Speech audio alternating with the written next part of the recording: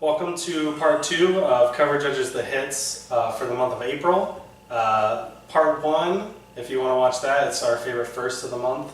Just stop this and You want to watch that. Yeah, definitely want to watch it. There are comics you can go out and get right now and just start. Not like these No lead-in. in-depth. Issue 14, issue 3, 2. The links, Drive it home. the links for the videos are in the comments, or if you're on our site, they're right above. This They're over here, right? They'll be like over here? Wherever. Yeah, It's not what else? For part 2, we are doing our favorite comics of the month. We're going to start out with our second favorite, with a timer giving us 30 seconds to talk about our second favorite comics of the month. And then after that, we're going to each choose one comic to go in depth on, and really just pick apart and, get into the nitty gritty. So let's start. Nick, you want to Sure. get on the clock? 30 seconds. 30 seconds. We get real anxious when this happens, so. Okay, I'm ready. And Go. my runner-up this month is Imperium number 3. I've been liking this book. Issue 2 sort of set me back. I didn't feel like it was carrying on like the momentum of the first issue. And now this one brought to light my very favorite character from the entire series so far, Sunlight on Snow. He's a sentient robot who is so sad and existential, and I love it.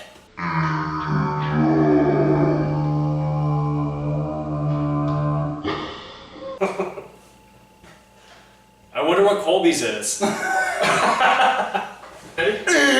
go!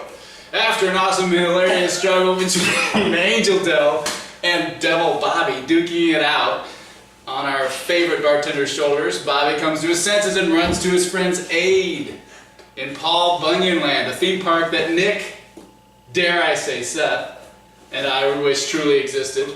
In pursuit of Rathrak's body, Dull and Rat Trap find the big blue barn full of demons. The trade is simple. The sword, aka Thunder Chop, in return for his body. It's not until after the trade that Rathrak realizes something's amiss about his body. I'm sorry. You went a little over. Seth? Go! My number 2 is Batman number 40. This is a big issue. Joker and Batman go toe to toe for the fate of Gotham again. But the end of this book is a big deal. It's Yeah. got some good themes throughout this arc that Scott Snyder explores the belief of superheroes and gods and things like that. And that's it. This cover is really sweet too. Check that out. It's my favorite cover that's come out in a while. That's all. Wow, you did that in 30 seconds. I can't really say too much more, so. It's hard not to spoil it, but one thing I love about Scott Snyder, he always goes full circle. Full circle, He yeah. starts something and he fucking finishes it. Damn. So Colby, what on earth did you choose for your favorite one this month? Well, if we're going in order, Nick, you're up. I'm up? Oh yeah, I went first. Let me drink my whiskey. You're number 1. My number 1 this month is The Dying and the Dead, number 2 by Jonathan Hickman.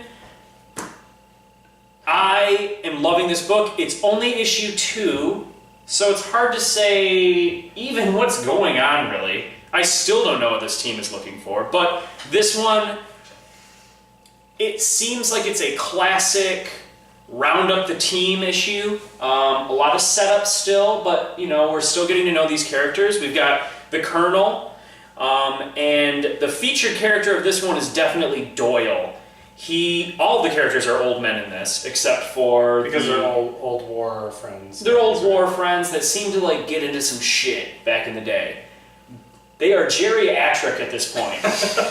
We open up and Doyle is swapping meds at an old folks home in the desert that looks just... He's running it. He's running it. One of the dudes is giving him Be Mine candy hearts because his marbles are just He's like all over one the flew to place. Cuckoo's nest. Yeah. In the beginning of this issue, our featured character Doyle gets kind of roughed up by one of the attendants at this old folks home. Or release. The orderlies, yeah. The Nurse Ratched, moviereference.com. I don't want to give too much away, but there is a comeuppance that just made my day. Colonel is the captain of this whole team. He goes around, he picks up Doyle, he picks up Everett. He talks to a politician about getting his old friend out of jail. And all together with the ghost woman, whose name I can't remember right now, that was sent with him by the bishop in order to obtain this thing.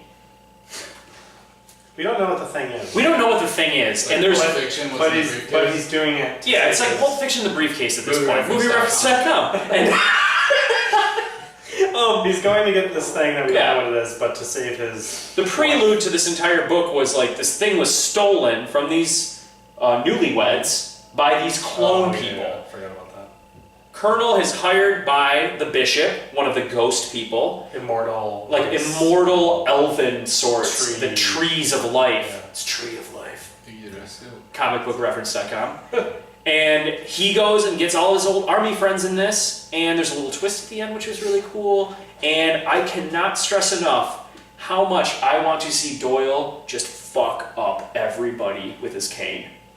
The colors are so great. God. Okay, so Here's the I colorist on tweeted this. something. I tweeted something about this. There's a panel. Who's the colorist? I'll flash it right here. Give me a second. Give me a second. There's a panel. I'll flash it right here now. Doyle says, "I'm in. Help me round up my underwear," and it's awesome. And I tweeted it, and I said, Jonathan Hickman, Ryan Bodenheim. Sorry, bro. Bodenheim. And Michael Garland does the colors, and it's very monochromatic, but it like picks these perfect emotional, like when the orderly is roughing him around, everything goes red.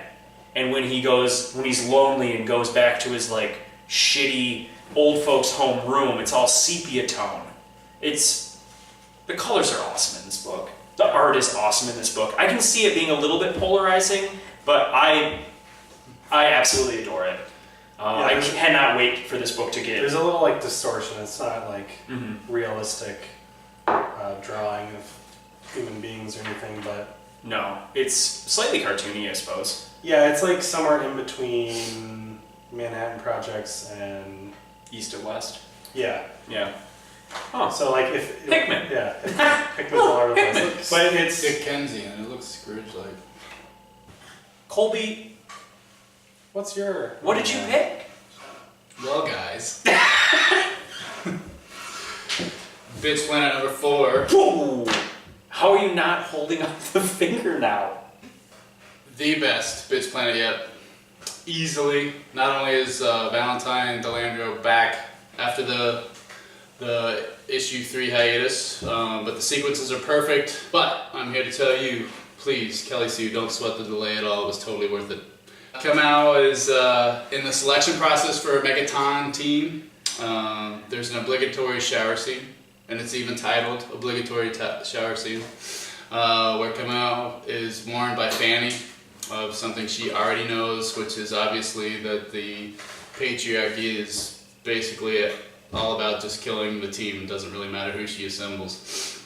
They want them dead, and they want to set an example. And then in this secret meeting with Fanny, it was in the shower scene, there's a spot in the shower that's camera free. The catch is that there's a guard that is kind of peeping Tomming in the shower. what's that movie? The whole thing is Something else. Porky's? Porky's. That's what it is. Nailed it. Porky's. MovieReference.com. MovieReference.com. Sorry, Kelly Sue. Write these down. Anyway, evidently an arrangement in exchange for being able to watch, he keeps his mouth shut.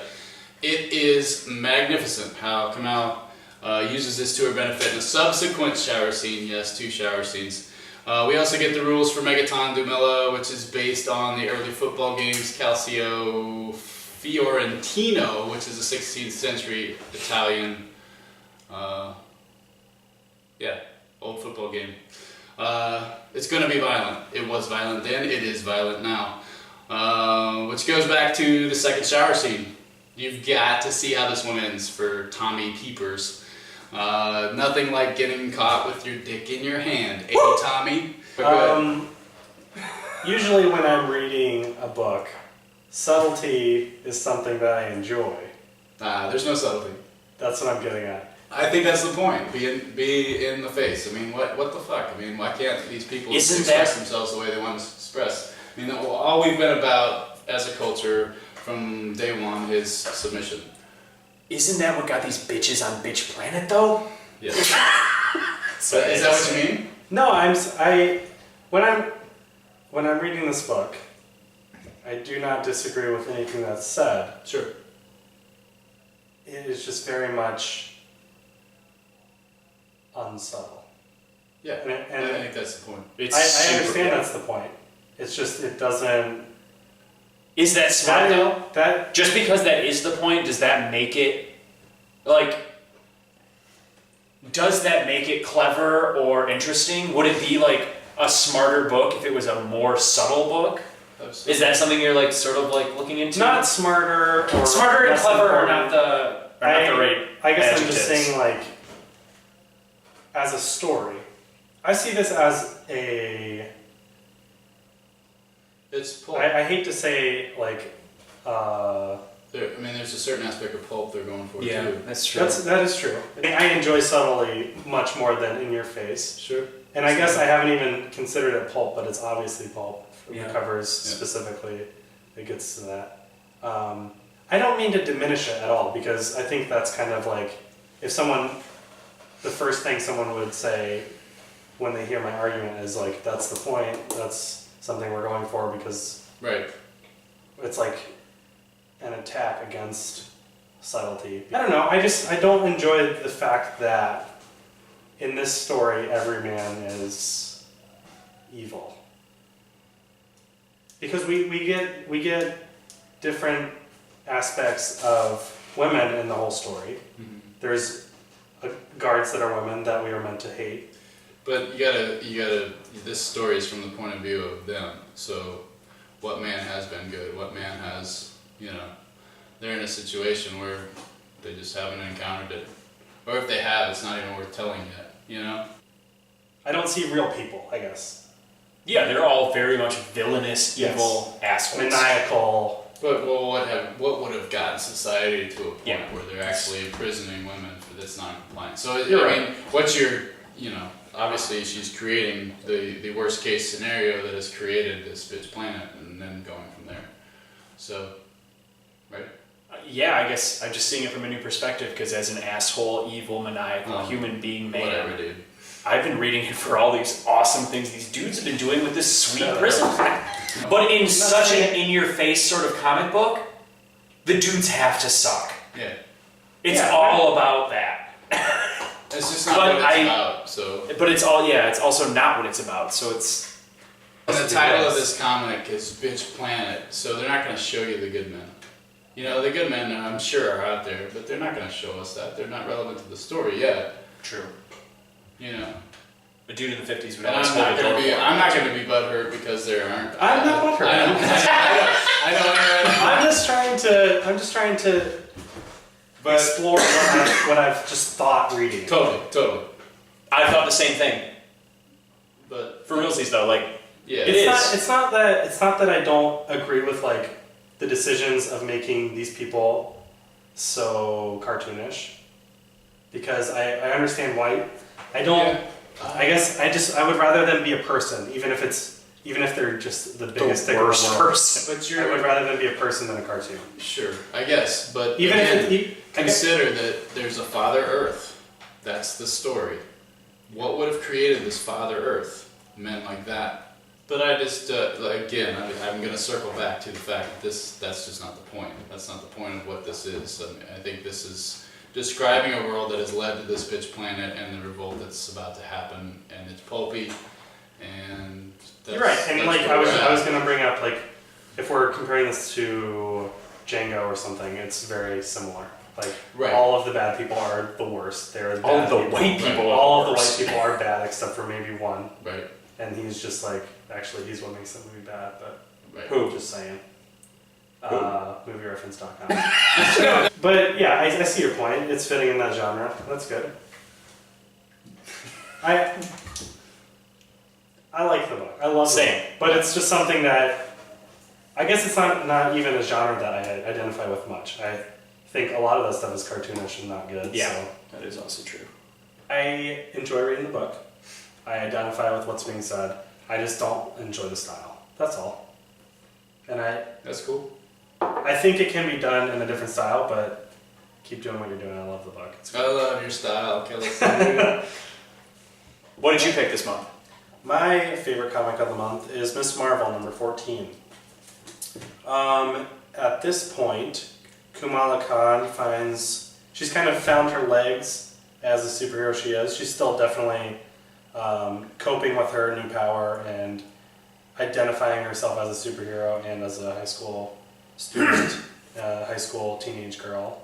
But I think she has kind of been empowered by it to a certain point, and she definitely identifies as a superhero. She's not like wondering what's happened to her. The first, I would say 3 or 4 issues, she is turned into a superhero. She's given superpowers, Right. and she's got to figure out like, why does this happen to me? What can I do? She has a huge, or like not a huge, maybe like a 6 or 7 issue run against a villain named the Inventor, who his whole idea is humanity is done for. He figures out a way to use people's life force to save the planet or whatever, but people have to like sacrifice themselves and it becomes like a cult thing. She fights that, breaks it all up. This arc, it's only 3 issues. This is the second issue of the arc. She is presented herself with a love interest, which is kind of a foreseeable thing. How do you do foreseeable that? trope. I want to present myself with a love interest. You're married, shut up. I know, but still. She is a Muslim teenager with a strict family, and they are against her dating. They would rather see her marry when she's later to a Muslim man. In this issue, a boy her age that would fit the bill for her family, she meets him, and cool. it's kind of like her parents like him. She is really into him, but she also finds out that when she was bombarded by this mist that turns her into a superhero, he also was, Ooh. and now he's a superhero too. Oh, Cole, did you know much about the Inhumans? Yes. Well, if you know about Inhumans, she is technically an Inhuman now. I guess the town in New Jersey she lives in was attacked by mist. I don't know. Yeah, no, that's like part of the Inhumans. Okay. Like, there's Well, like sleeper agents. There was a mist attack on their town, Mist and now attack. she's a superhero, and this guy that she has a crush on is also an Inhuman. The reason this issue is so great is because she goes through a progression that makes sense in a teenage high school crush sort of way. She goes in and out of this crush in this issue, and it makes total sense. But it also has like a superhero twist to it. I'll leave it at that. It kind of spoils it just a tad, but I think the end of this issue is really cool. It sets up the next issue in a really interesting way. And you have subsidiary characters that we've met before. Her like kind of best friend has become her. He knows she's a superhero and has become her like tactician or something. Like he's on the sidelines like helping her be a superhero, and he secretly likes her. You've got her brother who is a very strict Muslim, and he's trying to keep her in line. There's a really great conversation on this page between those 2 guys, and just a really heartbreaking realization by her best friend at that point, like, this is never going to happen. It just won't work out. You're some dude. She realizes this. No, her brother talks to her friend about how he obviously knows he likes her, but it's never going to happen. So you got to just get over it. This is all happening when she thinks she's crushing on this guy. And then the end of the issue kind of leads into more of a superhero confrontation that we're going to see in this next issue, which should be great. Just in general, this comic is so good because it's funny, it's real, it's like not... The young people in this comic aren't talking in text language. like every other media representation is. They're not shortening all their words, they're not going totes my goats, you know, all that stuff. Something I really enjoy. I can't stand that shit, so this is one of the things I really like about the book. The art's great. How would you say this compares to the new reboot of Batgirl?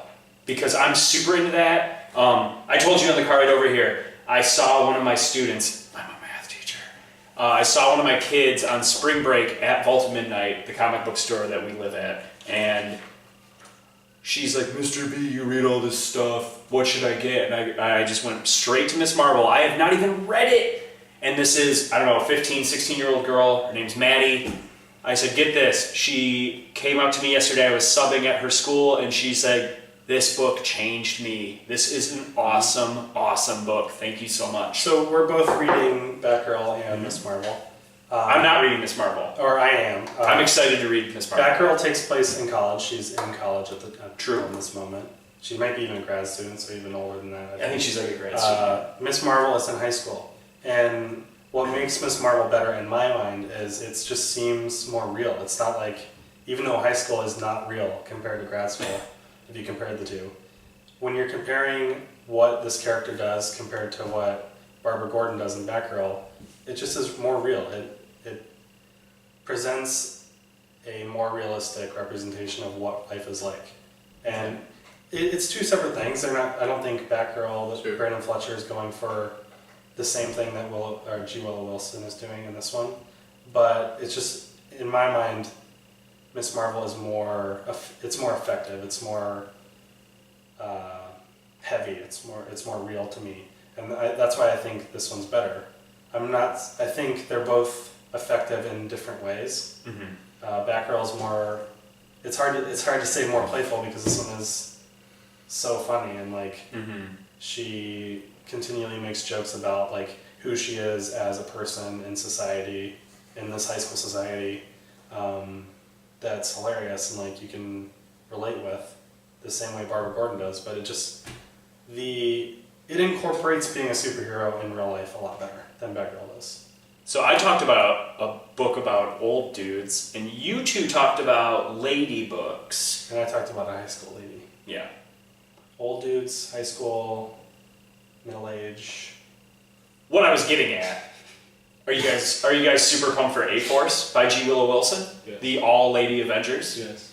I don't know. I have not really seen much about this. Oh, really? It's like Spider-Woman, Miss Marvel, Captain Marvel, maybe? Yeah. That seems like too many Marvels, but I'm against superhero teams as a rule, so. Man, sorry to bring it up. It's, you guys know, like, this isn't moviereference.com or side project. This is a video shoot about comic books. I Anyway, know. I'm sure it can be great. I'm just excited because she's writing it, and I think writing it, it's going to be well, good. she's also I'm writing the excited X-Men, for and her. no one fucking cares. But that's That's Marvel's X-Men. fault, That's Marvel's and fault. X-Men's fault, or Fox Yeah. Studios' fault.